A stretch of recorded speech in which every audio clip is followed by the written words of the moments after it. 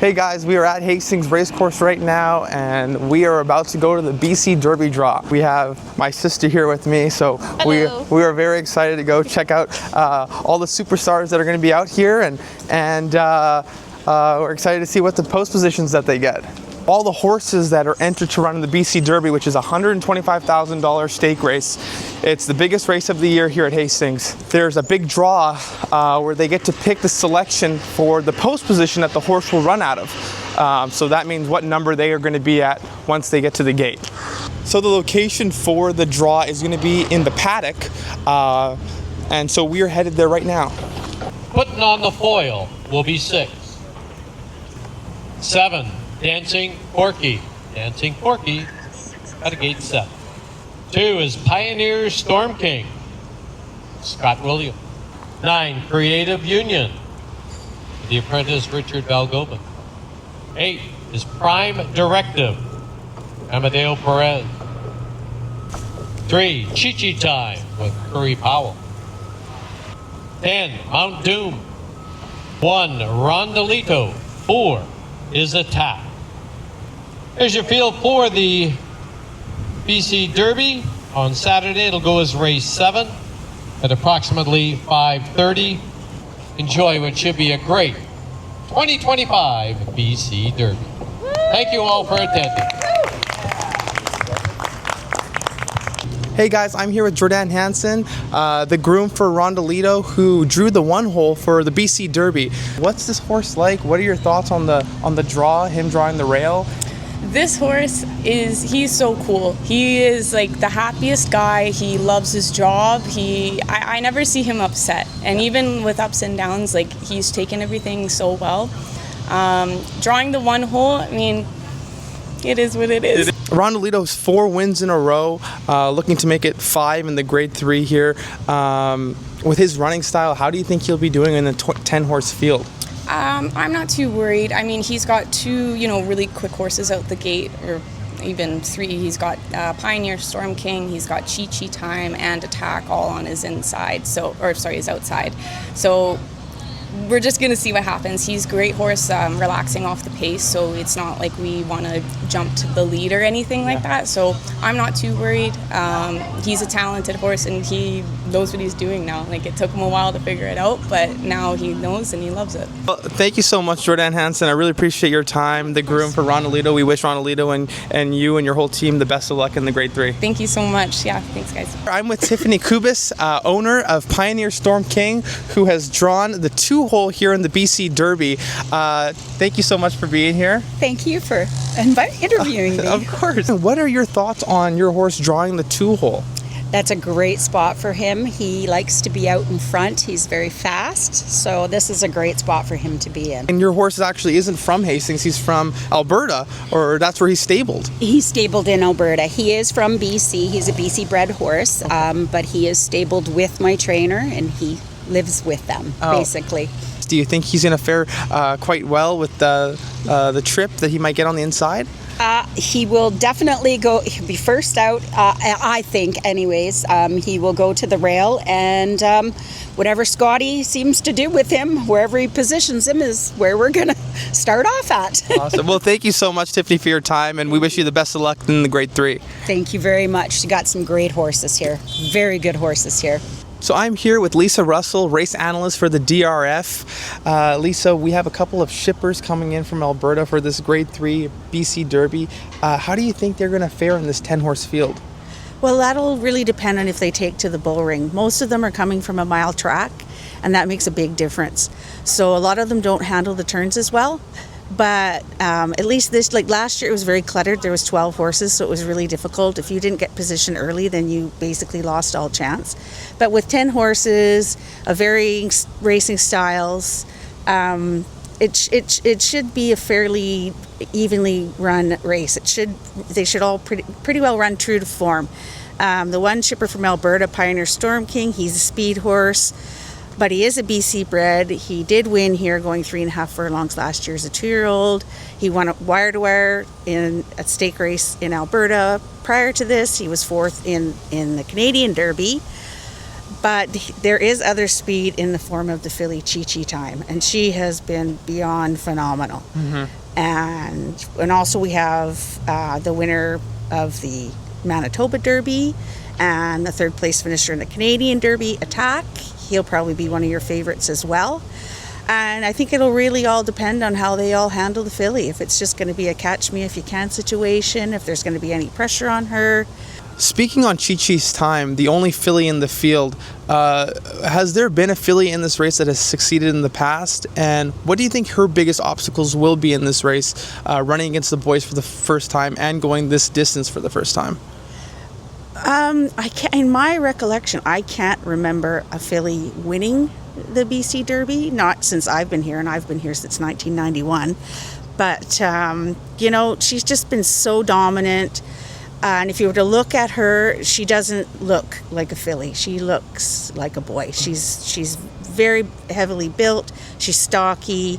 She's a big presence. So I really don't think that she'll have as much problem with, say, with a more finer, more delicate filly. She fits right in. She's kind of like a Zenyatta, Rachel Alexander type, like very masculine. So I don't really think the boys will be an issue. It just depends on if she gets any pace pressure. If she gets pace pressure, it could be a different ball game. But I can actually see her winning this race for sure. Thank you so much, Lisa. I really appreciate your time, and I can't wait for this race. It's going to be an exciting one. It's going to be fantastic. I'm here with Josh McNeil. He's a part of the gate crew here at Hastings. And Josh, my only question for you is, does anything change when you load the horses in a big race like this in a grade 3? Does anything change in your routine? Not really, no. It's a race like any other. It can be a little more stressful if things go wrong, because there's a lot more riding on it. But typically you take it like any other race. Each horse, the individual, they get, if they need to load in a certain order in order for things to go smoothly, then that's what we'll do. But again, typically it's just another race. You just go through the motions and hope everything goes according to plan. Now, with the 10-horse field, are there any horses that stick out in your head that might cross the wire first?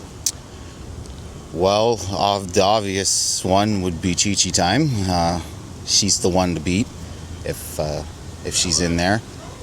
But outside of her, it's a pretty wide open race, I'd say. I mean, you look at the field here, every horse, given the right trip and the right scenario, they've got a shot. Pioneer Storm King, the obvious speed of the race.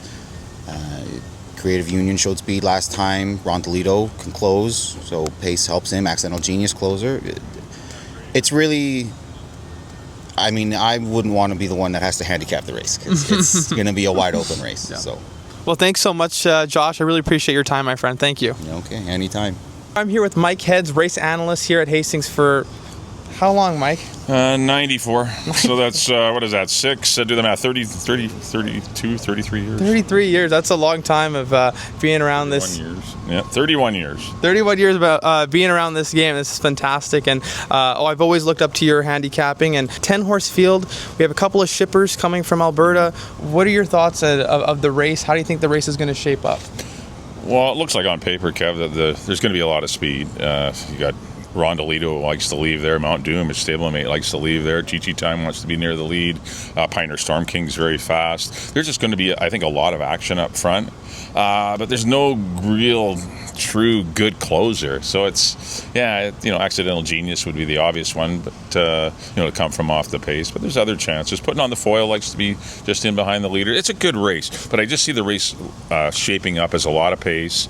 It's going to rely on what happens. Who gets lucky, gets a split on the final turn, and if you're coming from off the pace, which will determine maybe the winner. But it's a good, well-matched group. If Chi Time gets a bit of a trip and stays in the race, she's going to be tough to beat. I think she is most likely the one runner that can adapt and maybe sit third and not have to. I don't think she needs the lead. I think she proved that last time when going with Someday Lady, that she can relax a bit and still finish off really well. For the shippers coming in, Hastings being a bit of a bull ring, how will that affect those horses? And could it be a pro or a con to them?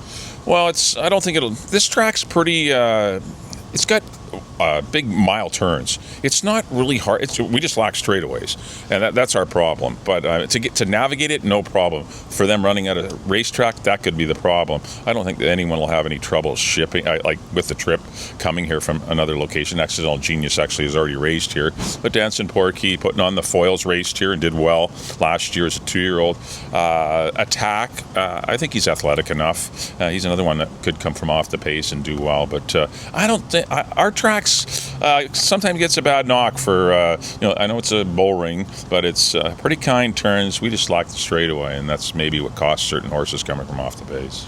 Well, Mike, thank you so much for your time. I really appreciate it. I think it's going to be a really fun race, and I can't wait for this year's BC Derby. No, it's going to be a lot of fun. It's going to be a wide open race. It is fun. It's great to be with you, Kev. Awesome. Thank you, Mike. You bet. Hi there. I'm here with my friend and trainer here at Hastings, Nicole Rycroft, who has prime directive in the BC Derby, who was able to get the 8 post outside of the speed.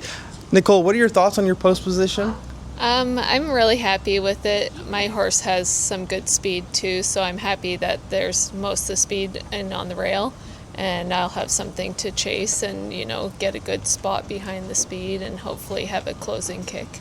In a lot of the interviews, people have been talking about the filly, Chi-Chi's Time, and how she looks quite dangerous in the race. What are your thoughts on her? I think Chi-Chi Time is the best horse on the grounds. I mean, she's definitely the one to beat, and we're all going to try and beat her if she does run in the Derby instead of the Oaks. Obviously, she's got good speed, and so does Robbie Henson's, who's sitting right on the inside of her, and the one horse as well, Rondolito. So it's going to be a battle for the front end. One other thing that I had to mention is that your horse is the only horse that was claimed for $15,000. That must be a special feeling to be able to pick a horse out like that and improve him all the way to a graded stake race here. What does that entail, and how does that make you feel? I mean, I feel like my whole game as a trainer has been claiming horses, and I do better off of claiming a horse than starting a young horse. I mean, that's where I find I thrive at.